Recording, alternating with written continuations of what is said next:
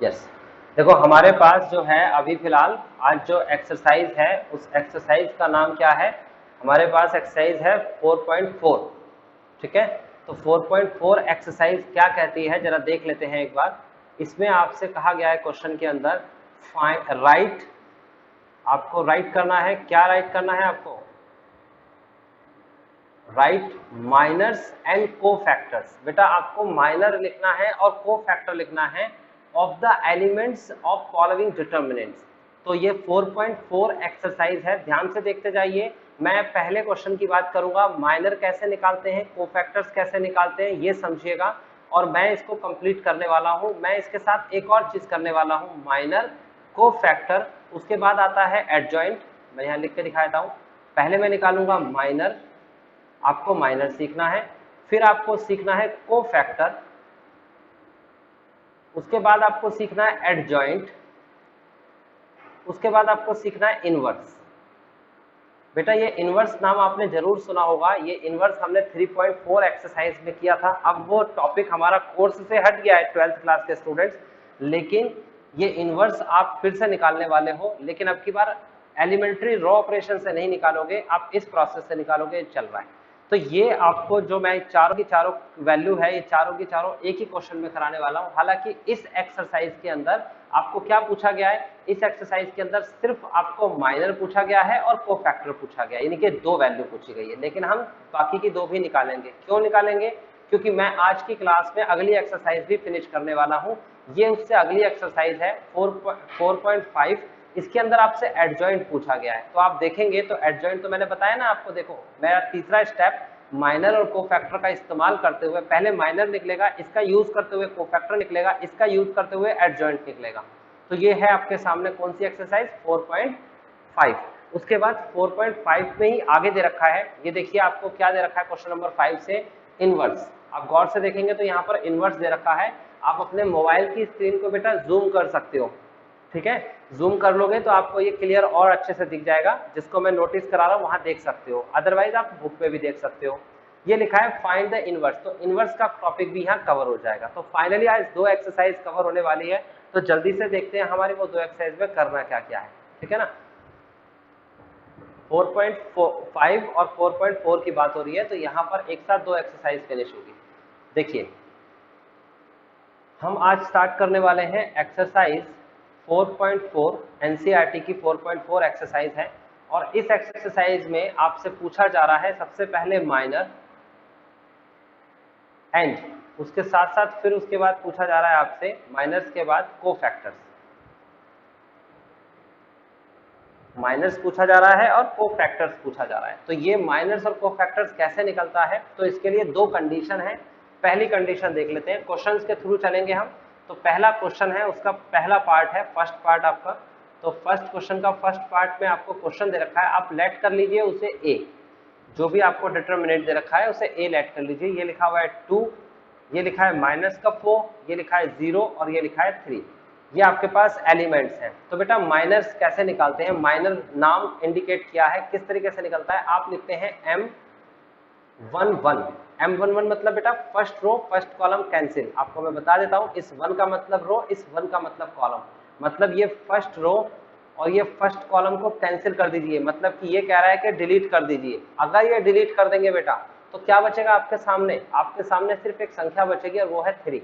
बस आपको 3 लिखना है। उसके बाद हम चलते हैं दूसरे माइनर के पास। कैसे निकालेंगे देखिए, ये आप करेंगे M12।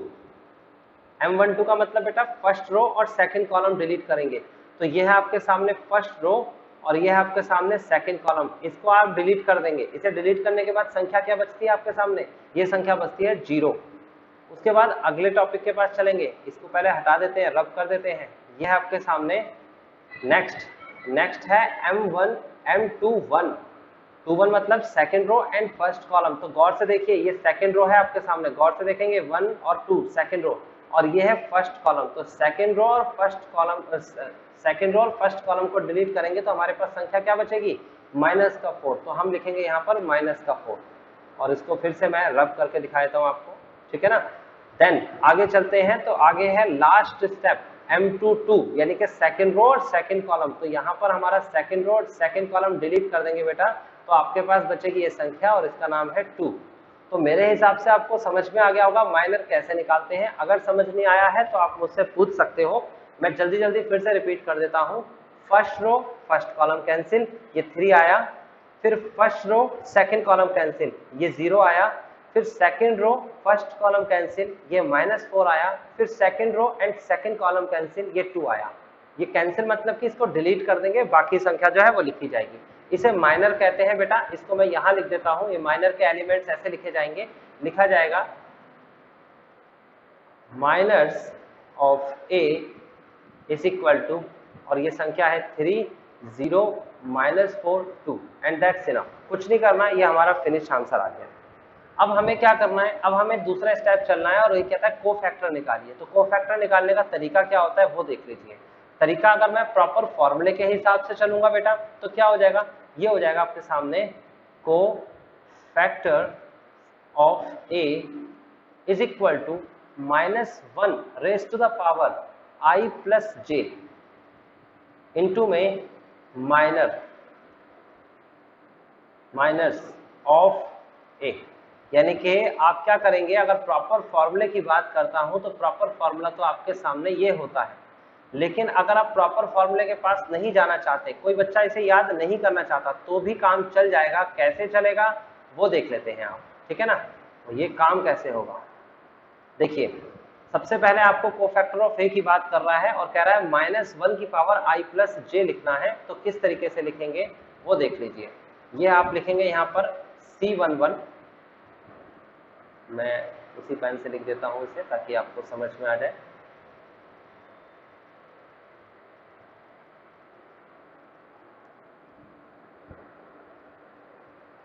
ये देखिए, चल जाओ।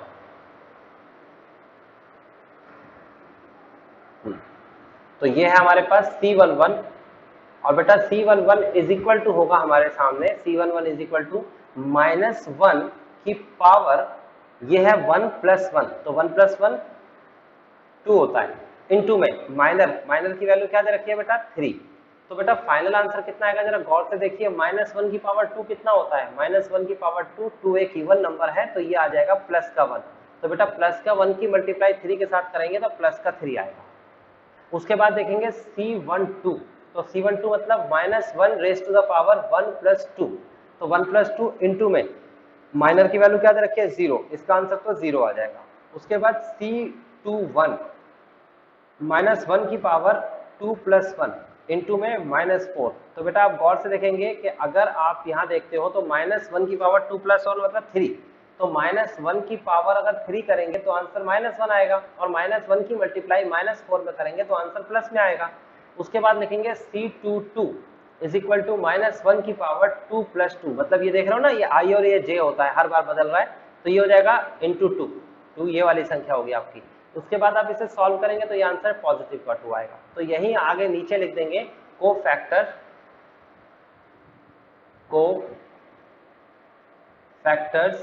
Of A. Cofactors of A में क्या लिखेंगे बेटा, आप लिखेंगे पहली संख्या 3 है, दूसरी संख्या 0 है, तीसरी संख्या 4 है और चौथी संख्या 2 है। तो आपने समझा कैसे माइनर और कोफैक्टर निकलता है और कैसे चेंज करते हैं। मैं फिर से रिपीट कर देता हूं, माइनर निकालना कितना आसान है। पहले first row first column delete, first row second column delete, जो संख्या बची वो लिखते गए।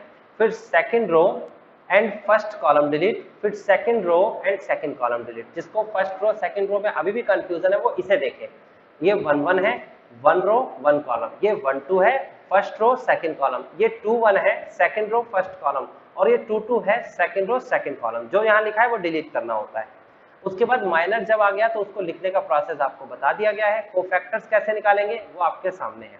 तो कई स्टूडेंट्स कोफैक्टर के लिए बीच वाला जो रूल है ये नहीं लगाते, इतना सारा कुछ नहीं करते, तो भी आपका आंसर डायरेक्ट आ जाता है। वो क्या करेंगे उसको देख लीजिए। वो ऐसा करते हैं कि जो माइनर है वही कोफैक्टर बना देते हैं। बस करेंगे क्या, वो लिखेंगे देखो 1 और 1 2 एक इवन नंबर होता है, और इवन नंबर में साइन नो चेंज, यानी कि 3 का 3 ऐसा कैसे लिखा जाएगा। 1 और 2 कितना होता है 3 एक ओड नंबर होता है, तो ओड नंबर साइन चेंज, लेकिन 0 के साइन चेंज नहीं हो सकते। फिर 2 और 1 कितना होता है 3, 3 मतलब एक ओड नंबर, ओड नंबर मतलब साइन चेंज, तो माइनस का क्या हो जाएगा प्लस का 4। फिर 2 और 2 कितना होता है 4, 4 एक इवन नंबर है, इसका मतलब 2 में साइन नहीं चेंज करेंगे। यानी कहानी ये हुई कि जो इवन नंबर आता है तो उसमें साइन नहीं चेंज करते, जैसा है वैसा ही रहता है, और अगर ओड नंबर आता है तो निशान बदल देते हैं। तो कई बच्चे इस सीरीज के तरीके से करेंगे, उसमें ये लिखते नहीं है, लेकिन कोई दिक्कत नहीं है, आप सही कर रहे हो। कई बच्चे पहले से माइनस प्लस लगा के चलते हैं। तो अलग अलग मेथड हो सकते हैं, मैं फिर बोलूंगा हर टीचर हर तरीका अलग अलग तरीके से बताता है। बेटा सबने एक साथ बैठ के तो पढ़ाई करी नहीं है, तो आप स्टूडेंट्स एक बात ध्यान रखिएगा, क्योंकि आप अलग अलग जगह पर अलग अलग प्लेटफॉर्म पर जाके पढ़ते हो, कंफ्यूज मत होइएगा। वो भी तरीका सही है, उसको भी पूरे नंबर मिलेंगे, और ये भी तरीका सही है, अल्टीमेटली आंसर आ रहा है आपका, ठीक है ना, और मेथड आपने सही लगाया हो, ठीक है। तो फिलहाल ये आ गया आपका माइनर, ये आ गया आपके पास कोफैक्टर। अब ये तो हो गई हमारी इस एक्सरसाइज का काम खत्म। अगली एक्सरसाइज जो मैंने आपसे बोली थी, जैसे मैंने बोला कि ये है अगली एक्सरसाइज। अगली एक्सरसाइज में आपसे क्या कहा जा रहा है, जरा देखिए। ये कहता है अगली एक्सरसाइज में कि आप निकालिए क्या, आप निकालिए एडजॉइंट। तो बेटा अब एडजॉइंट कैसे निकलेगा, यानी अगली एक्सरसाइज में पहले माइनर निकालना है, फिर कोफैक्टर निकालना है, देन एडजॉइंट निकलेगा। तो कैसे निकलेगा वो मैं आपको बता देता हूँ। देखिए कोफैक्टर तक तो हम पहुंच गए। माइनर का फॉर्मूला होता है ये है आपके सामने फॉर्मूला। माइनर सॉरी कोफैक्टर की बात हो रही है यहाँ पर, तो एडजॉइंट ऑफ ए। बच्चे एडजॉइंट ऑफ ए का रूल होता है cofactor of A raised to the power, sorry raised to the power नहीं, कोफैक्टर ऑफ ए का ट्रांसपोज। क्या होता है, कोफैक्टर्स ऑफ ए का ट्रांसपोज जो है वो एडजॉइंट ऑफ ए होता है। तो आपके सामने कोफैक्टर ऑफ ए है, आप इसे ऐसा लिख सकते हो ADJ डॉट ए, इसका मतलब एडजॉइंट ऑफ ए होता है, ये शॉर्ट फॉर्म होती है। तो आप क्या करेंगे, कोफैक्टर का ट्रांसपोज कर देंगे। तो ट्रांसपोज क्या होता है ये बात मैं सबको बता चुका हूँ। जो रो में लिखा हुआ है उसे कॉलम बना दीजिए, यानी कि 3 0 लिख दीजिए, और जो सेकंड रो में लिखा हुआ है ये उसे सेकंड कॉलम बना दीजिए। तो ये हो जाएगा आपके पास 4 और 2। तो देखो आपको पता चल गया कि अगली एक्सरसाइज जो आपको दे रखी है, ये जो एक्सरसाइज दे रखी है, इसे आप कैसे करेंगे आपको पता चल गया है ना। अब चलो अपनी पुरानी उस पर चलते हैं। अब आगे पूछ रहा है इसके अंदर इनवर्स, देखेंगे आप गौर से, इसमें आपसे इनवर्स पूछ रहा है। यहाँ पर ये देखिए आपको यहाँ पर इनवर्स दे रखा है, तो ये इनवर्स कैसे निकलेगा इसको समझते हैं। देखिए जब हमारा एडजॉइंट आ गया तो इनवर्स का एक फॉर्मूला होता है। इनवर्स का फॉर्मूला ये है बेटा, ध्यान से समझना, ये है ए इनवर्स। इनवर्स ऑफ ए लिख देता हूं, इनवर्स ऑफ ए। तो बेटा इनवर्स ऑफ ए को हम लिखते हैं ए की पावर ऐसे -1, इसे इनवर्स इंडिकेट किया जाता है, इनवर्स बोला जाता है। A inverse is equal to होता है 1 upon determinant of A into adjoint of A, adjoint of A. तो आपको समझ में आ गया कि डिटर्मिनेंट ऑफ ए तो आपने पहली एक्सरसाइज में निकालना सीखा है, और लगभग सभी बच्चों का सही आंसर आता है डिटर्मिनेंट ऑफ ए का। तो इसमें भी डिटर्मिनेंट ऑफ ए निकालना है। मैं यही निकालता हूं, जो हमारा ए था, हमारे पास ए की वैल्यू दे रखी है ये, तो हम डिटर्मिनेंट ऑफ ए यही निकाल देते हैं। हालांकि क्योंकि इस क्वेश्चन में नहीं पूछा है तो मैं यहाँ पर अलग से निकाल देता हूँ। तो determinant of A is equal to क्या होता है, ये राइट साइड में मल्टीप्लाई करेंगे, पहले 2 की मल्टीप्लाई 3 में करेंगे 6 आएगा, माइनस का 0 की मल्टीप्लाई -4 में करेंगे तो बेटा 0 आएगा। तो फाइनल आंसर आ गया 6। ये 6 क्या आया है, ये डिटर्मिनेंट ऑफ ए आया है, ठीक है। ये डिटर्मिनेंट ऑफ ए का यूज करने वाले हैं हम कहां पर, हमारे इस क्वेश्चन में। तो इनवर्स हमारा आ जाएगा, इनवर्स बहुत आसान हो गया आपके सामने, और वो हो गया A inverse is equal to 1 upon determinant of A की वैल्यू 6 है, उसके बाद एडजॉइंट ऑफ ए की वैल्यू ऊपर आपके सामने थी, ये क्या है 3 4 0 2। तो आई थिंक आपको समझ में आ गया होगा। यहीं तक क्वेश्चन छोड़ देते हैं, इसे आगे नहीं करते हैं, और ये आपका आ चुका है ए इनवर्स। तो आपने क्या सीखा कि अगली जो एक्सरसाइज है वो आपको खुद करनी है, उसमें चारों स्टेप्स फॉलो करने हैं, पहले माइनर, फिर कोफैक्टर, फिर एडजॉइंट और फिर इनवर्स, ठीक है। तो हम जो इसका नेक्स्ट पार्ट है वो आपके लिए छोड़ देते हैं कि आपको करना है इसका नेक्स्ट पार्ट। ये देखिए हमारा एक्सरसाइज है ये, इसका जो नेक्स्ट पार्ट है वो आपको खुद करना है, यानी कि ये वाला पार्ट सेकंड, ठीक है ना। अब थर्ड पार्ट, ये सेकंड वाले में 3/3 दे रखा है, और थर्ड वाले में आपको दे रखा है 3/3। इनमें से कोई एक क्वेश्चन मैं कराऊंगा, लेकिन मैं ऐसा करता हूँ इनमें से कोई क्वेश्चन करा ही नहीं रहा, क्योंकि आपको ये तो पता चल गया कि माइनर फिर कोफैक्टर, ये रहा माइनर फिर कोफैक्टर फिर एडजॉइंट फिर इनवर्स, ये सब चीज एक दूसरे से इंटरकनेक्टेड है। यानी कि अगर कोई डायरेक्ट इनवर्स निकालना चाहेगा तो इस सीरीज के बगैर यहाँ इस मेथड में नहीं निकाल सकता। तो मैं डायरेक्ट इनवर्स वाला एक क्वेश्चन करा देता हूं आपको, ताकि आपको माइनर और कोफैक्टर भी हो जाए। मतलब कि मैं आपको बेटा ये क्वेश्चन करा रहा हूँ, ये वाला क्वेश्चन नंबर 7। क्वेश्चन नंबर 7 में आपसे क्या पूछा है, इनवर्स। तो इसका आंसर पीछे से चेक भी हो सकता है हमारा, ठीक है ना। जिस बच्चे का माइक ऑन है बेटा ऑफ कर लीजिए। हाँ जी, कुछ पूछना है आपको?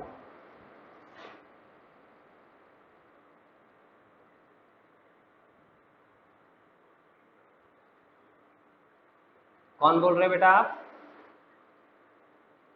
चंद्रेश। चंद्रेश मैं आपको, आपने लास्ट क्लास ली थी मेरी? ठीक है बेटा, उसमें मैंने बताया था कि हम मैट्रिक्स का पैटर्न क्यों फॉलो करते हैं, याद नहीं है? चलो ठीक है, मैं आपको ये कनेक्ट करा दूंगा। पहले इसको कंप्लीट कर लेते हैं, फिर उसके बाद कनेक्ट करता हूँ ना क्लास के बाद, ठीक है। ओके बेटा, देखिए हम सबसे पहले, अभी हम फिलहाल बेटा ये सीख रहे हैं कि हम इसे निकालते कैसे हैं। लेकिन कई बच्चों के दिमाग में ये परसेप्शन होता है कि हम निकालते क्यों हैं, ठीक है ना। ये क्वेश्चन मैं सबसे पहले क्लियर कराता हूँ और हर किसी बच्चे से कहता हूँ कि मेरी इंट्रोडक्शन जो क्लास है वो जरूर लें, क्योंकि ये इंट्रोडक्शन के अंदर बेटा आप ध्यान रखिएगा, आप कोई से भी स्टैंडर्ड पर, कोई से भी लेवल के स्टूडेंट्स हो। लेवल का मतलब मैं ये कह रहा हूँ कि अगर आप किसी क्लास में मैथ्स में 50% पास करके आए हैं, मतलब आपका स्कोर 50% है, या आपका स्कोर 90% प्लस है, बेटा दोनों ही स्टूडेंट्स के दिमाग में एक बात चलती है कि हम क्यों कर रहे हैं ये काम, ध्यान रखना। बल्कि इन बच्चों के और इससे बिलो वाले बच्चों के जो 33% पास करके यहाँ पर बैठे हैं, ध्यान रखना, जो पास ही नहीं करा उनके दिमाग में भी ये चलता है कि हम ये पढ़ ही क्यों रहे हैं, हम ये कर ही क्यों रहे हैं। तो बेटा इस क्यों का जवाब हर किसी बच्चों को नहीं दिया जा सकता, मैं बता देता हूँ। रीजन ये है कि वो सुनना नहीं चाहता, क्योंकि क्यों का जवाब एजुकेटेड है, क्यों का जवाब हंसी मजाक नहीं हो सकता। तो इसलिए उसके लिए बच्चे को पहले उस लेवल की एजुकेशन लेनी है। तो मैं हर बच्चे को जब भी अपनी इंट्रोडक्शन क्लास देता हूं, ध्यान रखना, जैसे मैंने कहा था हमारे पास 13 चैप्टर्स है, मैं सबको फिर बता देता हूं, ठीक है ना। तो 13 चैप्टर के अंदर याद रखना, मैं 13 टाइम्स आपको इंट्रोडक्शन दूंगा अलग अलग चैप्टर का। वो इंट्रोडक्शन मिस मत करना बेटा, उसमें आपको ये क्यों का जवाब जरूर मिलेगा। और अगर बच्चे याद भी रख पाए तो हर बार वो कनेक्ट भी करेगा। कई बच्चे याद नहीं रख पाते, देख तो लेते हैं, तो मैं आपको ये जवाब जरूर दूंगा क्यों, और ये बहुत इंपॉर्टेंट जवाब है। इससे आपको क्या होगा, कॉन्फिडेंस मिलता है क्वेश्चन करने में जब कर रहे होते हैं। लेकिन इससे भी ज्यादा इंपॉर्टेंट ये बात है कि हम इसे करें कैसे, ये जवाब भी आपको होना चाहिए। अभी फिलहाल या ज्यादातर टीचर्स भी, और मैं भी उसमें से इंक्लूड हूं, हम इस पर हमारा फोकस रहता है, क्योंकि ये हमें मार्क्स दिलाते हैं।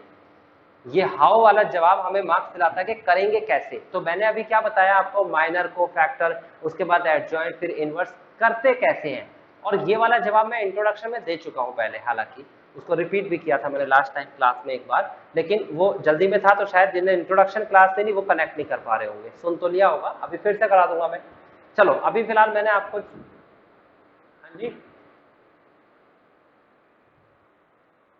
अच्छा 4.3, ठीक है बेटा, कोई बात नहीं। अगर कोई क्लास नहीं ली है तो मैं बता रहा हूं आपको कि मैं उसे बिल्कुल क्लियर कराऊंगा। बस एक बात ध्यान रखना, मैंने अभी जो बताया है वाई आपका क्वेश्चन है ना, और हाउ मेरा जवाब है। हाउ से आपको मार्क्स मिलेंगे। तो कई बच्चे क्या करते हैं, इस क्वेश्चन के हार्डल की वजह से वो आगे नहीं बढ़ पाते। बस मैं आपसे रिक्वेस्ट करूंगा, आपको दोनों जवाब मिलेंगे, क्यों होता है इसका जवाब भी मिलेगा, और कैसे करते हैं उसका जवाब भी आपको चाहिए। तो ये वाला जवाब आप मिस मत कर देना, क्योंकि इससे आपको नंबर मिलते हैं हाउ वाले जवाब से, कि कैसे करते हैं, ठीक है ना। कई बच्चे कहते हैं जब तक ये जवाब नहीं मिलेगा हम ये नहीं करेंगे, तो ये ना हो, बस ये ध्यान रखना। फिलहाल आगे बढ़ते हैं, मैं पहले अभी जवाब दे रहा हूं कि कैसे हम करते हैं। तो मैंने जो बोला है उसको सबको समझ में आ रहा है कि आपको ये क्वेश्चन खुद करने हैं। ये सेकंड जो क्वेश्चन है, इस सेकंड क्वेश्चन आपको खुद करना है, ये और ये। थर्ड क्वेश्चन मैं आपको बताऊंगा, फोर्थ क्वेश्चन में बताऊंगा, फिफ्थ में अभी बताने वाला हूं। लेकिन ये करना कैसे है वो इस क्वेश्चन में पता चलेगा। मैं क्वेश्चन नंबर 7 करा रहा हूं, सब जने क्वेश्चन नंबर 7 देखेंगे, क्योंकि 3x3 का क्वेश्चन बहुत इंपॉर्टेंट है।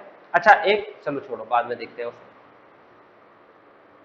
डायरेक्ट तरीका भी होता है बेटा इनवर्स निकालने का, वो डायरेक्ट तरीका मैं आपको बता देता हूं, लेकिन वो 3x3 में नहीं लगता, वो 2x2 में ही लगता है, ठीक है।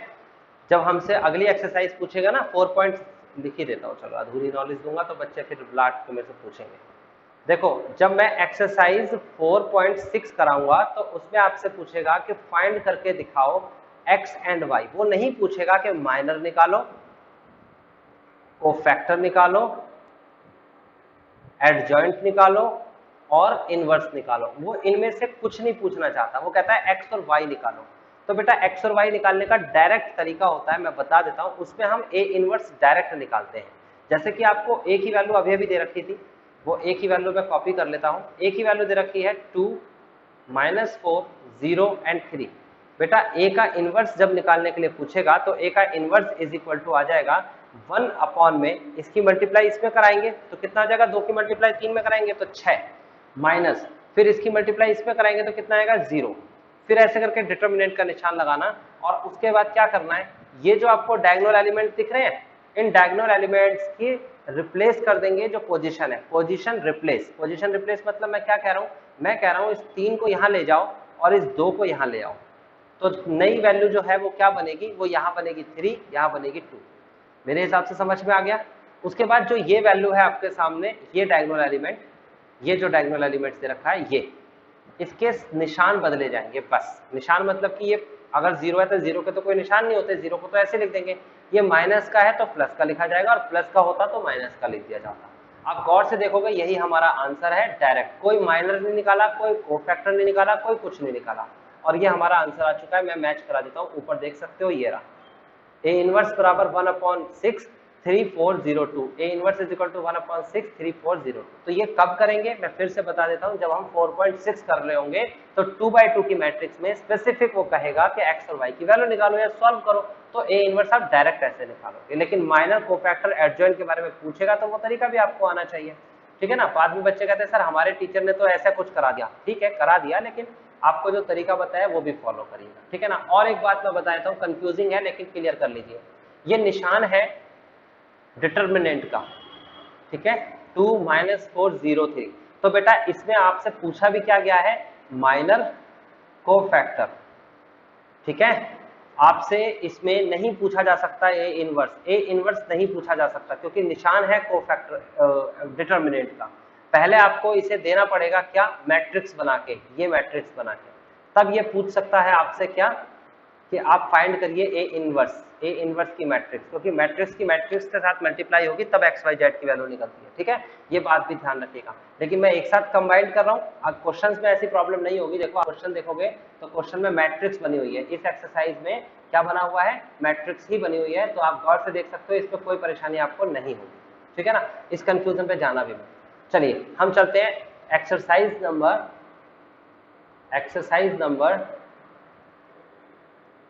4.5 एंड क्वेश्चन नंबर 7। इस क्वेश्चन की आज बात करेंगे और अच्छे से समझते जाना क्योंकि मैं बहुत तसल्ली से कराने वाला हूं। अगर ये समझ में आ गया तो समझ लीजिए आपको मैट्रिक्स का बहुत बड़ा पार्ट समझ में आ गया और बल्कि सारा ही कुछ आ जाएगा। आपको ए बराबर दे रखा है क्वेश्चन में 1 2 3 0 2 4 एंड 0 0 5।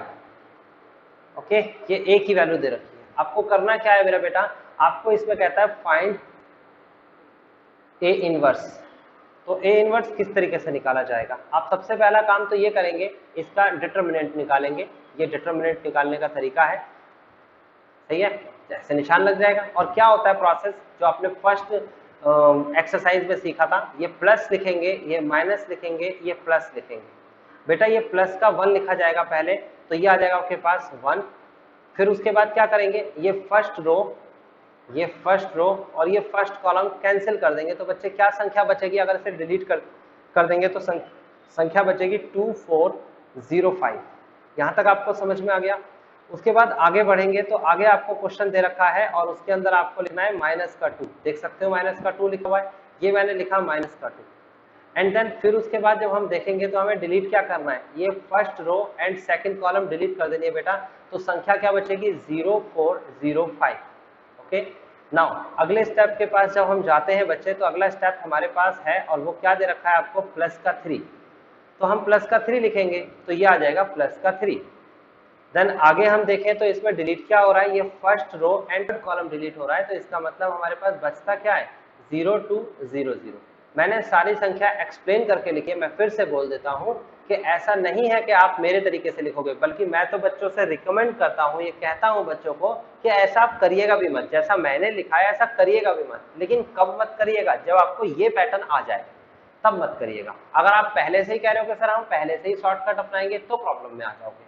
तो जिस बच्चे ने ये टॉपिक कर लिया है वो ऐसे नहीं करता है कैलकुलेशन, कोई बात नहीं, आप जैसे भी कैलकुलेशन करते हो ए का डिटर्मिनेंट निकालो बस, ठीक है ना। मैं दोनों स्टूडेंट्स को एग्री करता हूँ कि दोनों जने बच्चे सीखे जरूर, कि ये नहीं है कि एक ही मेथड फॉलो करें। इसकी मल्टीप्लाई कराएंगे तो कितना आ जाएगा 10 माइनस 0 माइनस का 2, इसकी मल्टीप्लाई पहले कराई जाएगी तो आएगा 0 माइनस 0 प्लस का 3, इसकी मल्टीप्लाई कराएंगे तो आएगा 0 माइनस 0। देन फाइनली के डिटर्मिनेंट ऑफ ए आ जाएगा आपके सामने, और वो आएगा आपके सामने क्या 10।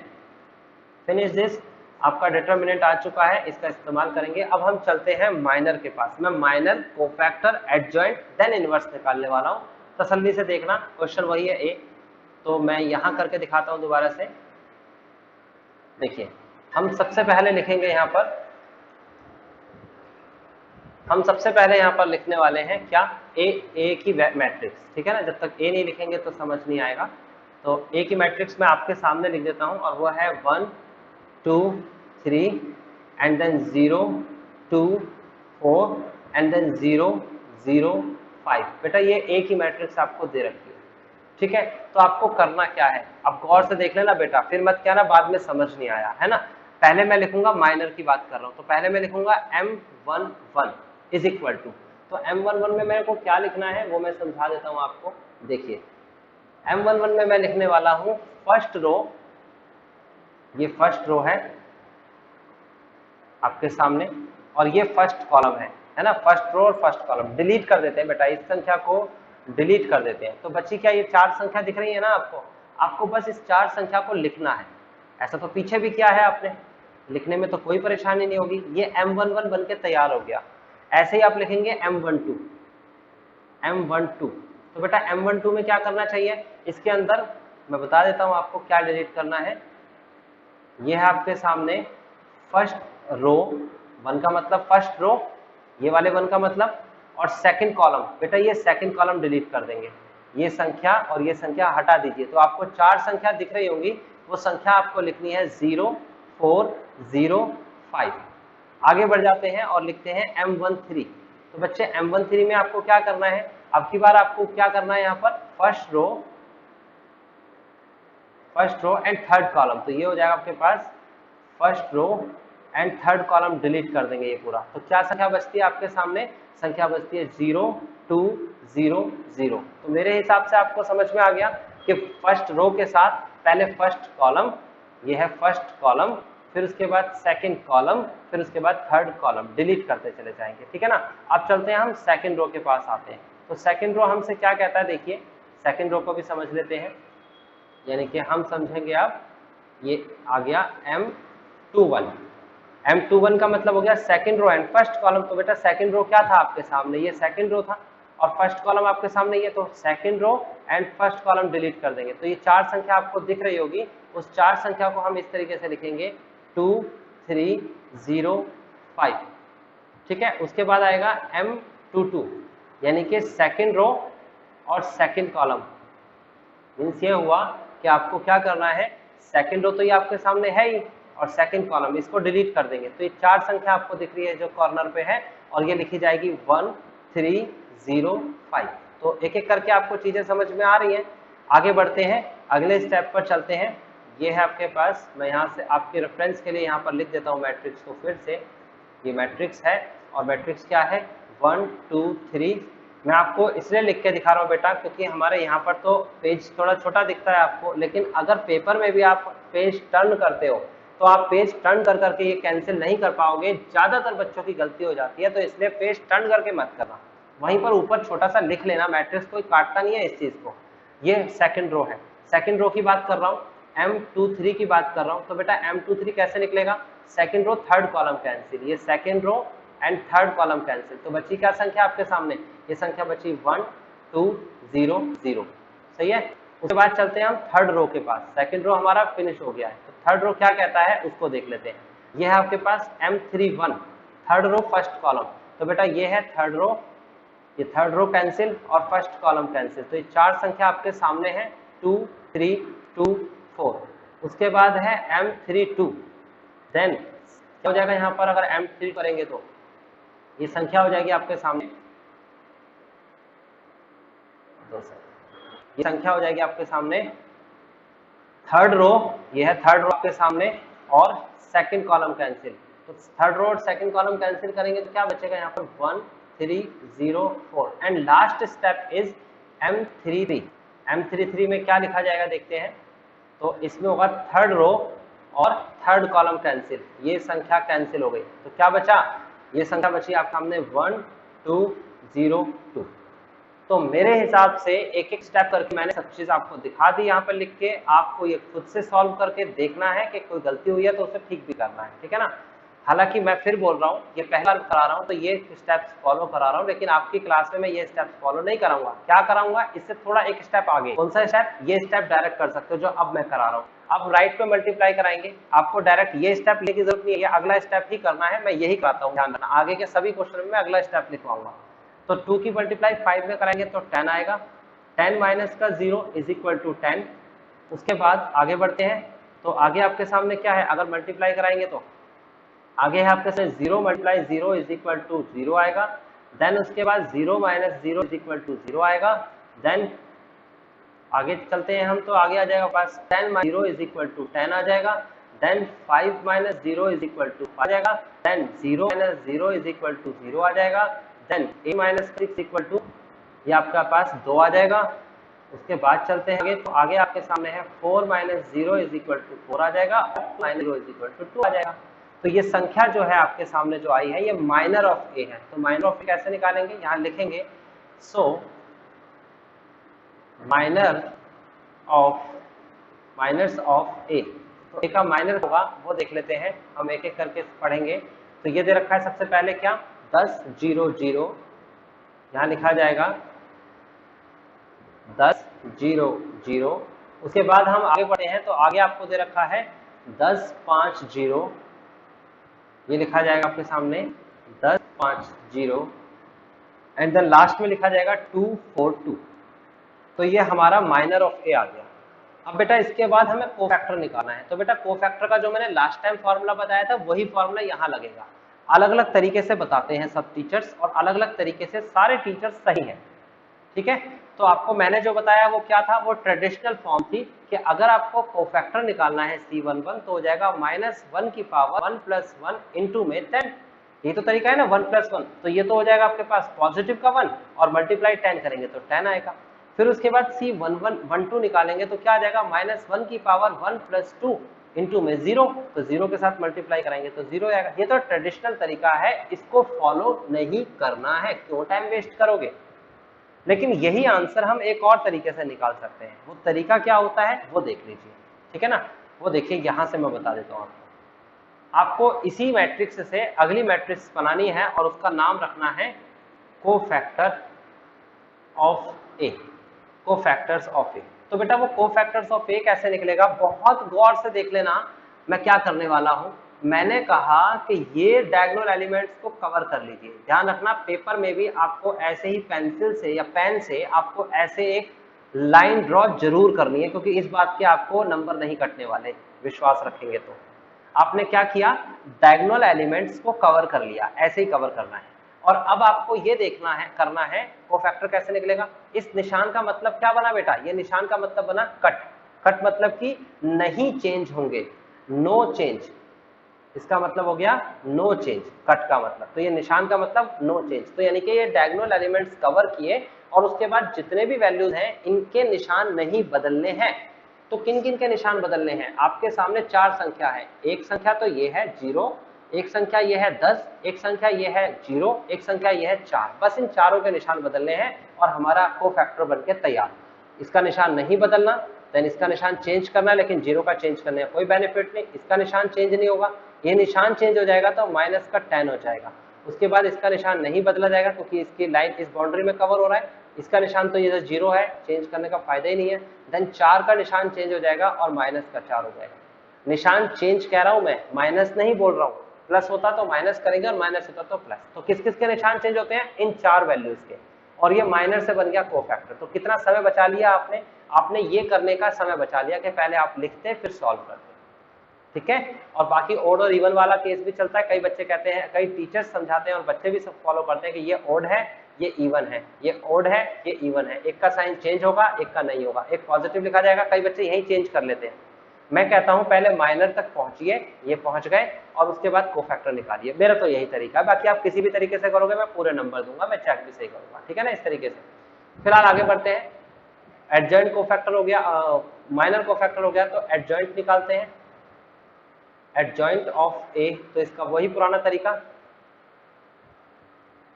Cofactors of A transpose.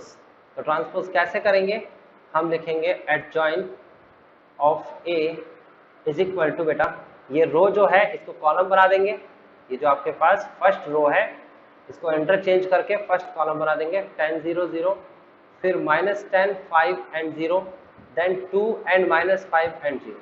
This is adjoint of A. उसके बाद लास्ट स्टेप के पास चलते हैं, और वो है a की पावर -1 यानी a inverse is equal to 1 upon determinant of a into adjoint of A. ये क्वेश्चन कराने का पर्पस क्या था कि इसका आंसर आप पीछे मैच कर सकते हो, गलती क्या हुई है। पीछे वाले क्वेश्चन कराता तो उसके आंसर पीछे से कोफैक्टर तक मैच हो सकते थे। तो यहाँ पर क्या आया है आप देखेंगे, क्या है, डिटर्मिनेंट ऑफ ए 10 है, तो इस 10 को यहाँ लिख देंगे बेटा, ये आ गया आपके पास 10, ये 10 लिख दिया। फिर उसके बाद एडजॉइंट क्या दे रखा है आपको, एडजॉइंट दे रखा है आपके सामने 10 -10 2 0 5 -4 0 0 2। ये आपका फाइनल आंसर आ चुका है। कोई ऑब्जेक्शन है तो मेरे को बता सकते हैं, अभी मैं शॉर्ट कर दूंगा, आपका शॉर्ट आउट कर दूंगा जो भी प्रॉब्लम है। किसी को कोई ऑब्जेक्शन है तो ये आपका करेक्ट आंसर है, पीछे मैच कर सकते हैं। तो आपने क्या सीखा, मैं फिर से बता देता हूं, आपने सीखा इस पूरे प्रोसेस से कैसे इनवर्स निकलता है 2/2 से और 3/3 से। इसका कोई शॉर्टकट तरीका नहीं है। जैसे पिछले वाले क्वेश्चन में मैंने डायरेक्ट इनवर्स निकालना सिखाया था ना, ये डायरेक्ट इनवर्स निकालना कि इसकी मल्टीप्लाई को एक के साइन चेंज करो, एक का, ये डायरेक्ट, ये वाला डायरेक्ट प्रोसेस। इस वाले में डायरेक्ट प्रोसेस कुछ नहीं है। तो बेटा मैं बता देता हूँ, और चंदर आपके लिए भी और सभी बच्चों के लिए मैं बता देता हूँ एक बात जो बहुत इंपॉर्टेंट है, और वो बात ये है कि आपको मैंने कहा है कि आपको ये जवाब तलाशने के चक्कर में, कई बच्चे ये जवाब जब तलाशते हैं कि ये कैसे क्यों हो रहा है, इस जवाब के चक्कर में कई बच्चे ये बहुत इंपॉर्टेंट चीज खो देते हैं, और वो कहते हैं कि हम कैसे कर रहे हैं, मेथड कौन सा लगा रहे हैं, उस स्टेप्स को वो फॉलो ही नहीं करते। तो बेटा प्लीज मेरी रिक्वेस्ट है, क्योंकि मार्क्स इस पर जरूर मिलेंगे आपको, ये भी जरूरी है आपके लिए, बहुत जरूरी मानता हूँ, क्योंकि क्वेश्चन खुद से करोगे तो उलझ जाओगे, तो सॉल्यूशन कहाँ से लेके आओगे। तो आपको पता होना चाहिए हम कर क्यों रहे हैं, ठीक है ना, उसका सेटिस्फैक्टरी आपको आंसर मिल जाएगा। लेकिन ये भी फॉलो आपको मेरी बात मान के करना है। तो आपको ये स्टेप जो मैंने बताए हैं ये आपके काम है, आप इसे अच्छे से करेंगे, ठीक है ना। अब 2 क्वेश्चन और ले लेते हैं, फिर आपको आज की क्लास फिनिश कर देंगे। 2 क्वेश्चन कौन कौन से हैं वो देख लेते हैं हमारे, क्योंकि हमारी एक्सरसाइज फिनिश करनी है हमें, तो 3 क्वेश्चन है सॉरी। तो इसमें हमारे पास क्वेश्चन कौन कौन से हैं, एक तो है थर्ड क्वेश्चन। बेटा थर्ड क्वेश्चन को ढंग से देखिए, जूम करके पढ़िए जरा इसे। लिखा हुआ है यूजिंग कोफैक्टर्स ऑफ एलिमेंट्स। बेटा कोफैक्टर्स ऑफ एलिमेंट्स का यूज करना है, इसका मतलब ये नहीं कि कोफैक्टर निकालना है। कोफैक्टर जो है, जो कोफैक्टर निकाला वो इस तरीके से वैल्यू बनती है, कोफैक्टर एक मैट्रिक्स होती है। लेकिन ये जो प्रोसेस होता है ना कि रो को कैंसिल करो, कॉलम को कैंसिल करो और फिर उसके बाद संख्याएं लिखो, बेटा इसे कहते हैं कोफैक्टर्स ऑफ एलिमेंट्स। इसका इस्तेमाल करना, यानी कोफैक्टर नहीं निकालना है इसमें, कोफैक्टर्स ऑफ एलिमेंट्स, यानी कि जो एलिमेंट कर रहे हैं हम, यानी कि हम एलिमेंट्स को जो हटा रहे हैं, अलग कर रहे हैं, उनका कोफैक्टर्स का यूज करके कहता है ऑफ सेकंड रो। और किसका इस्तेमाल करना है, सेकंड रो का। लेकिन करना तो इवैल्यूएट है। इवैल्यूएट मतलब कि आपसे ये कह रहा है कि आप जो फर्स्ट एक्सरसाइज में जो आपने क्वेश्चन किया था बेटा वो करना है। तो कैसे करेंगे उसे वो देखते हैं इस क्वेश्चन के जरिए। ये मैं कराऊंगा, ये आप कर लेना, ठीक है ना, या दूसरा भी मैं ही करा दूंगा आपको कठिन लगता हो तो। कई बच्चे कहते हैं आसान वाला तो आप करा देते हो सर जी, लेकिन मैंने कहा कि आपको समझाने के लिए आसान ही तो समझाना पड़ेगा, कठिन समझाएंगे अगर तो समझ में नहीं आएगा फिर आपको कुछ भी। मैं एक्सरसाइज 4.4 पर वापस चला गया हूं और आपको इसके पहले 2 क्वेश्चंस करने हैं। मैं थर्ड क्वेश्चन की बात कर रहा हूं। आपको डेल्टा इज इक्वल टू दे रखा है 5 3 8 एंड देन 2 0 1 एंड देन 1 2 3। आपको कहता है इवैल्यूएट करना है। इवैल्यूएट भी किसको करना है, सेकंड रो को। ध्यान रखना सेकंड रो को इवैल्यूएट करना है, तो इवैल्यूएट किसी भी रो किसी भी कॉलम से किया जा सकता है, आंसर सेम आता है। तो सेकंड रो को कैसे इवैल्यूएट किया जाता है उससे पहले हम समझेंगे अभी तक हमने फर्स्ट एक्सरसाइज में क्या किया था। हमने फर्स्ट एक्सरसाइज में ये वैल्यू ली थी प्लस माइनस प्लस, और वैल्यू लेते चले गए, पहले प्लस का 5 लिया, फिर उसके बाद वैल्यू लिखी, फिर माइनस का 3 लिखा, फिर वैल्यू लिखी, फिर उसके बाद प्लस का 8 लिखा, फिर वैल्यू लिखी। ये तरीका था इवैल्यूएट करने का फर्स्ट एक्सरसाइज में, ये नहीं करना। आपको कहता है सेकंड रो को इवैल्यूएट करना है, तो सेकंड रो के लिए आपको मैं बता देता हूं कि जो सीरीज हमारी चली थी वो खत्म नहीं होगी, और वो सीरीज क्या है मैं बता देता हूं। यहाँ पर अगर ये प्लस था, ये माइनस था, ये प्लस था, तो बेटा इसके बाद फिर यहाँ माइनस आता है, फिर उसके बाद प्लस, फिर माइनस, फिर प्लस, फिर माइनस, फिर प्लस।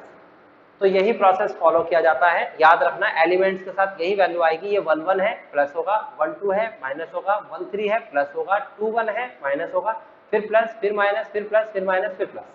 तो ये याद रख लोगे आप, ठीक है ना। अब हम चलते हैं आगे। तो आगे आपके सामने क्या है, 2 मिनट रुकेंगे।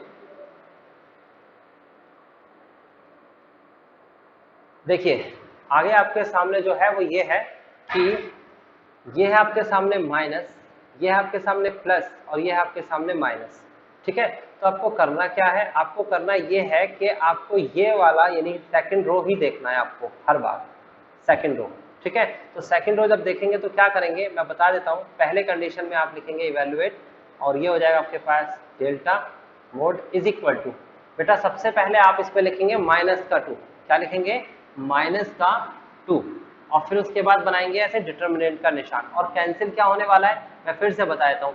ये second row and second column ये कैंसिल कर देंगे, सेकंड रो और सेकंड रो और फर्स्ट कॉलम कैंसिल कर देंगे। तो संख्या क्या बचेगी आपके सामने, संख्या बचेगी 3 8 2 3। मैं फिर से रिपीट करूंगा, जैसे हम पिछली बार पढ़ रहे थे तो उसमें अलग कर रहे थे हम कुछ काम, अब की बार थोड़ा सा अलग है, तो उसको समझिएगा क्या है। तो मैंने क्या करना है आगे, प्लस का ये वाला देखिए, प्लस का 0 लिखना है इस बार, तो ये आ गया प्लस का 0, ये आ गया प्लस का 0। और उसके बाद मेरे को कैंसिल क्या करना है, कैंसिल करना है second row and second column, 0 तो इसी से बना है, तो क्या बचेगा आपके सामने 5 8 1 और 3। तो यहाँ पर लिखूंगा मैं ये 5 8 1 एंड 3। इसी तरीके से आगे बढ़ते हैं। तो आगे क्वेश्चन में क्या करना है हमें, हम लिखेंगे अब की बार प्लस माइनस का 1, माइनस का 1 लिखेंगे तो कैसे लिखेंगे, ये हो गया माइनस का 1, एंड देन क्या कैंसिल करना है अब की बार आपको पता लग गया होगा, माइनस 1 किससे बना है, second row and second column से। तो क्या संख्या दिख रही है आपको, आपको दिख रही है यहाँ पर 5 3 1 2 एंड दैट्स इनफ। तो आपको पता चल चुका है कि सेकंड रो भी पूछ सकता है इवैल्यूएट करने के लिए, थर्ड रो से इवैल्यूएट पूछ सकता है, first column, second column, third column, कहीं से भी इवैल्यूएट करिए, जहां से आपको सहूलियत लगे, आंसर सेम आएगा। अब इसका आगे का काम आप कर लोगे, 3 3 9 16 प्लस 0, ये तो पूरा 0 हो जाएगा, माइनस का 1 10 माइनस का 3। तो सॉल्व करेंगे तो ये कितना आ जाएगा आपके पास 7, और 7 2 14, देन प्लस का माइनस का 7, और आंसर आ गया 7। तो ये आपका आंसर है, मैच कर सकते हैं, ठीक है ना। इसी से अगला जो क्वेश्चन दे रखा है बेटा, वो अगला क्वेश्चन भी यही दे रखा है, आपको कहता है यूजिंग कोफैक्टर्स ऑफ एलिमेंट्स, किसका इस्तेमाल करना है आपको, कोफैक्टर्स ऑफ एलिमेंट का इस्तेमाल करना है, थर्ड कॉलम को इवैल्यूएट करना है। थर्ड कॉलम ये होता है बेटा, इसको इवैल्यूएट करना है। तो ये बहुत ही इंपॉर्टेंट और अच्छा क्वेश्चन है, अगली क्लास में हम इसको डिस्कस करेंगे, ये आपका होमवर्क है। जिस बच्चे से इसका आंसर नहीं आ पाया उसे मैं अगली क्लास में एक्सप्लेन करके दिखाऊंगा कहाँ आंसर नहीं आ पाया, ठीक है ना। हालांकि अब ऐसे क्वेश्चन पेपर में नहीं आएंगे नए कोर्स के अकॉर्डिंग। अब 5वें क्वेश्चन को एक बार देख लेते हैं। 5वां क्वेश्चन ढंग से देखिएगा क्या लिखा हुआ है, अगर आपको नहीं दिख रहा है तो मैंने कहा आप जूम करके देखिएगा। यहाँ लिखा हुआ है delta is equal to this, A11 1 2 1 3 and so on. कहता है AIJ, बेटा कहता है कैपिटल AIJ जो दे रखा है इज कोफैक्टर, कोफैक्टर बेटा कोफैक्टर्स होता है जिसके अंदर बहुत सारे एलिमेंट्स होते हैं लाइक दिस, इस टाइप के, उसे कोफैक्टर्स के नाम से डिनोट किया जाता है। एंड कहता है ऑफ AIJ, किसका कोफैक्टर है, स्मॉल AIJ का। तो बेटा ये एक एलिमेंट है, ये जो है कैपिटल AIJ ये ग्रुप ऑफ एलिमेंट्स है, और ये जो स्मॉल AIJ ये एक सिंगल एलिमेंट है, ठीक है ना। ये इन्होंने बोला, कहता है तो बताओ डेल्टा की वैल्यू क्या हो सकती है। तो मैं आपको बता देता हूं कैसे होगी, इसको यहां समझा देता हूं। अगर मेरे को दे रखा है A11 A12 A13 फिर A21, A22, A23, फिर A31, A32, A33।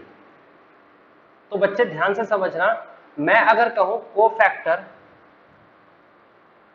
Of A11, तो मतलब इसका मतलब पता है मैं क्या कह रहा हूं? मैं ये कहना चाहता हूं बेटा कि ये फर्स्ट रो और फर्स्ट कॉलम कैंसिल करके जो संख्या बची है चारों, वो लिखनी है यहां पर। A11 का मतलब फर्स्ट रो और फर्स्ट कॉलम के सारी वैल्यूज को डिलीट करके जो बचा उस संख्या को लिखनी है। ये A11 के कोफैक्टर का मतलब होता है ना। और एलिमेंट ऑफ A11 तो आप जानते हो, A11 तो A11 होगा, ये उसकी लोकेशन है। तो जरा चेक करिए ये क्या कहता है। ये कहता है अगर A11 का वैल्यू लेंगे ये पहले में, तो कोफैक्टर A13 का लेंगे।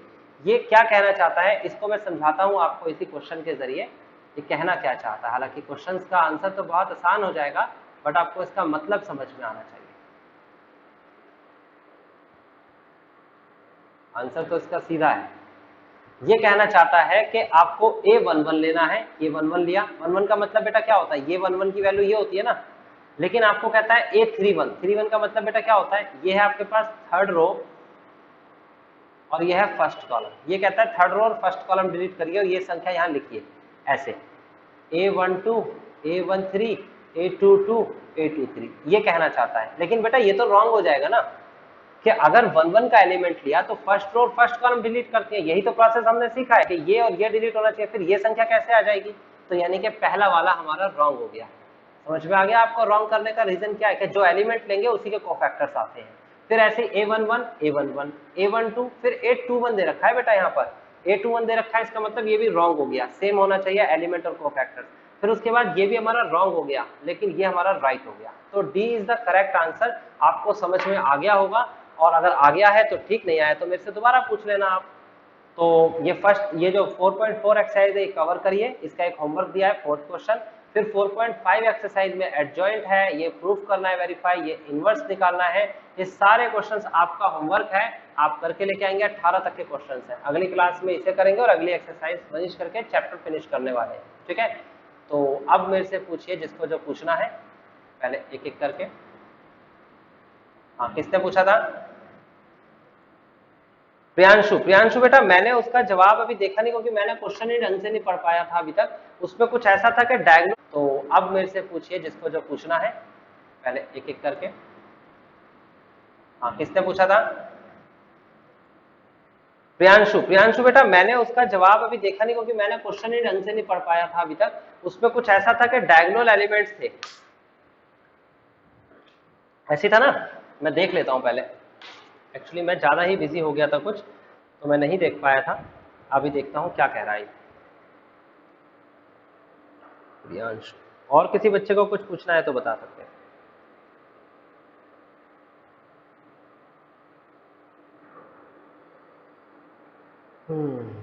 ये रहा प्रियांशु। आपने कहा सर 15वां क्वेश्चन, हाँ, all if all the entries of 3x3 matrix. आपने किया था प्रियांशु इस क्वेश्चन को? क्यों नहीं आया बेटा? आपने दिमाग लगाया था?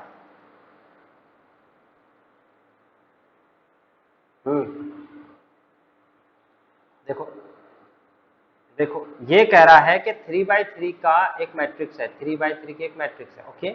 और इसमें कहता है if all the entries of 3x3 matrix A के अंदर 3x3 की एंट्रीज हैं, कहता है आइदर 0 और, या तो इसके अंदर कहता है इधर 0 और 1, या तो 0 होगा या 1 होगा इसके अंदर, ठीक है ना। उसके बाद कहता है then how many diagonal matrices are possible. Diagonal matrices क्या होती है? जिसके अंदर ये वैल्यूज होंगी, डायगोनल मैट्रिक्स के अंदर यही वैल्यूज होंगी, बाकी सारे 0 होंगे। तो डायगोनल मैट्रिक्स ये होती है। बात समझ में आई आपको, नहीं आई? कि डायगोनल मैट्रिक्स के अंदर क्या होता है कि आपका सिर्फ डायगोनल्स की वैल्यूज होंगी। मैंने बताया था टाइप्स ऑफ मैट्रिक्स में, बाकी सारी संख्या 0 होती है। यानी कि ये 0 हो गया, सर ये 0 नहीं होगा, इसका पता नहीं है अभी। ये 0 हो गया आपके सामने, ये 0 हो गया, फिर उसके बाद ये 0 हो गया, ये 0 हो गया आपके सामने, ये 0 हो गया और ये 0 हो गया, ठीक है। अब आपको क्या क्या नहीं पता, एक संख्या ये, एक संख्या ये, एक संख्या ये। इन संख्या के बारे में आपको क्लियर नहीं पता कि क्या लिखी हुई है। और यहाँ पर इनमें से एंट्री आनी है। तो बेसिकली 0 तो आ ही गया है हर जगह, बस ये 3 संख्या बची है। प्रियांशु दिख रहा होगा आपको साफ, है ना? ये 3 संख्या है, अगर ये 3 संख्या ही 0 हो जाए तो 0 मैट्रिक्स हो जाएगी, लेकिन हमें 0 और 1 लिखना है। तो कितनी मैट्रिसेस बन सकती हैं? तो आपके पास कितने जगह है करने के लिए? 3 जगह है आपके पास। नंबर ऑफ डायगोनल मैट्रिसेस, तो 3 तो आपके पास रिप्लेस कर सकते हो, 3 अलग अलग जगह पर ये 2 वैल्यूज रिप्लेस कर सकते हो, सॉरी 3 जगह पर 2 वैल्यूज रिप्लेस कर सकते हो। गलत हो गया क्या? ये 2 वैल्यूज रिप्लेस कर सकते हो कितनी जगह पर? 3 जगह पर। जैसे पहले 9 जगह पर रिप्लेस कर सकते थे, अब की बार कितनी जगह आपके पास बची है रखने के लिए? 3। तो कितना हो जाएगा 2 की पावर 3? 8। कोई डाउट है तो पूछ लो। अगर यही डायगोनल ना बोल के मैट्रिक्स बोल देता तो क्या बोलते? 2 की पावर कितना लिखते? 9 लिखते। बताया था ना 512 आया था। तो ये 9 क्यों बना? क्योंकि उसके 9 जगह थी जहां रिप्लेस कर सकते। अब ये तो फिक्स हो गया ना, परमुटेशन याद करो ना, ये तो फिक्स हो गया। डायगोनल मैट्रिक्स में ये तो 0 ही होने हैं, ये तो फिक्स है, इसका कोई लेना देना नहीं। यहां पर आपके क्या क्या आ सकते हैं? यहाँ पर आपकी वैल्यूज 0 और 2 में से क्या क्या आ सकती है? दोनों ही लिखनी है और दोनों में से कुछ भी आ सकता है। एक जगह 0 0 1, एक जगह 1 0 0 0 1 0, ऐसे अलग। क्या चीज?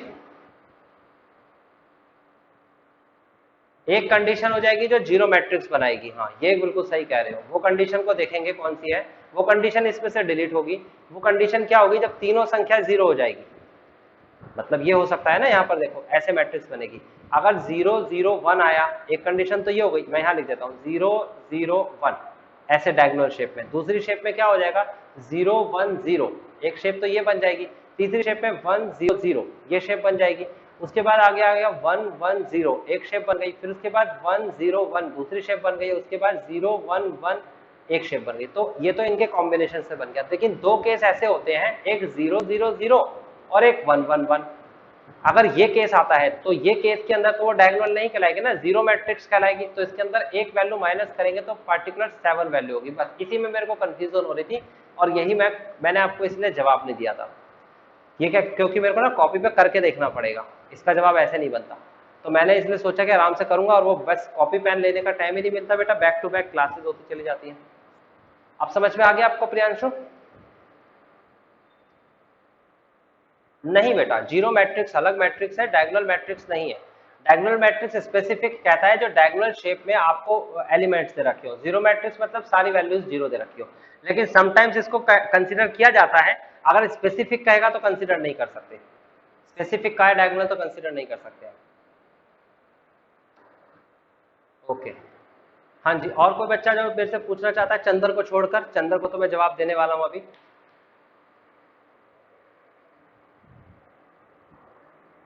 कोई स्टूडेंट नहीं है? ठीक है, तो अब आप बात करते हैं हम। हाँ, चंदर ने मुझसे एक क्वेश्चन पूछा था, और वो क्वेश्चन ये था, चंदर है मेरे पास इस समय? है बिल्कुल। उन्होंने पूछा था मेरे से कि भाई क्यों हम ये कर रहे हैं, मतलब कि इस मेथड को इस पैटर्न से इस तरीके से फॉलो क्यों कर रहे हैं। तो इसका बिल्कुल सीधा और साधारण सा जवाब मैंने बताया था। हम मैट्रिक्स को सॉल्व करते हैं लीनियर इक्वेशन के बिहाफ पर, यानी कि हमारे पास लीनियर इक्वेशन होती है, और वो लीनियर इक्वेशन कोई सी भी हो सकती है। मैं 2/2 की अगर लीनियर इक्वेशन लेना चाहूंगा तो कुछ ऐसी इक्वेशन बन जाएगी। ये आपके पास लीनियर इक्वेशन है बेटा। इस लीनियर इक्वेशन ग्राफिकली जब सॉल्व करते हो चंदर, तो आप इस तरीके से एक पॉइंट ऑफ कांटेक्ट निकालते हो। इस पॉइंट को, ये पॉइंट ऑफ कांटेक्ट को हम सॉल्यूशन बोलते हैं। सॉल्यूशन हमारा जो रिजल्ट था वो ये आया। क्या आया? ये कांटेक्ट पॉइंट। हालांकि एक्स और वाई बहुत जगह पर होता है, यहाँ पर बहुत जगह पर, लेकिन ये इसका कांटेक्ट है जिस जगह पर दोनों को सेटिस्फाई किया जा सके। हमारा क्वेश्चन क्या है कि एक्स की और वाई की ऐसी वैल्यू निकालिए कि अगर यहाँ रख दे तो 0 आ जाए और यहाँ रख दे तो 3 आ जाए। ये क्वेश्चन होता है हमारा। अब ये अननोन वैल्यूज को फाइंड करना है। किस तरीके से फाइंड करना है? मैट्रिक्स से फाइंड करना है। हमें 12th में ये मैट्रिक्स सिखाई जा रही है, ठीक है ना। तो मैट्रिक्स से जब हम इसे फाइंड करते हैं तो एक मैट्रिक्स बनाते हैं। कोएफिशिएंट ऑफ एक्स वाई की वैल्यू होती है 1 1, यहाँ 1 -1, और उसके बाद दूसरी मैट्रिक्स बनती है हमारे सामने, और वो क्या होती है? वो है आपके पास 2 3। बेटा इस मैट्रिक्स को एक स्पेसिफिक मैनर से अभी हम सॉल्व करेंगे 6.4 में। तो x = A inverse into B आएगा, और A इनवर्स निकालने का जो पैटर्न मैंने आपको बताया वो फॉलो किया जाएगा। अगर उस पैटर्न से फॉलो नहीं करते हो तो आपके न्यूमेरिक वैल्यू तो आ जाएगी, यहाँ पर संख्या तो आ जाएगी, लेकिन वो संख्या से ये आंसर नहीं आएगा जो आप लीनियर इक्वेशन से निकालोगे। ये मैंने थोड़ा जल्दी करा दिया है, हालांकि इसको डिस्क्रिप्टिवली मैंने इंट्रोडक्शन क्लास में बताया था, 1 घंटा लगा था उस क्लास में। चंदन अगर मेरी बात से सेटिस्फाई नहीं हो तो मेरे से क्वेश्चन करो।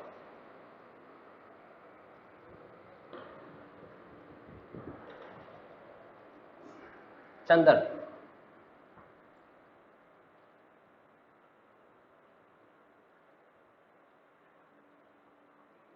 ठीक है, देखो मैं तसल्ली से ही बता देता हूँ। हाँ, मैंने किया था ना, ये किया था तो मैं उसी में बताऊंगा जिसने मैंने किया था। ये हमने किसी एक क्लास में इंट्रोडक्शन दिया था, और इसको मुझे समझ में आ जाए कि हम मैट्रिक्स क्यों करते हैं। 12th वाले बच्चों को ही बताया था ना मैंने, बीसीए को, बीकॉम को, बीसीए वाले बच्चों को बताया नहीं, 12th वाले बच्चों को ही बताया था।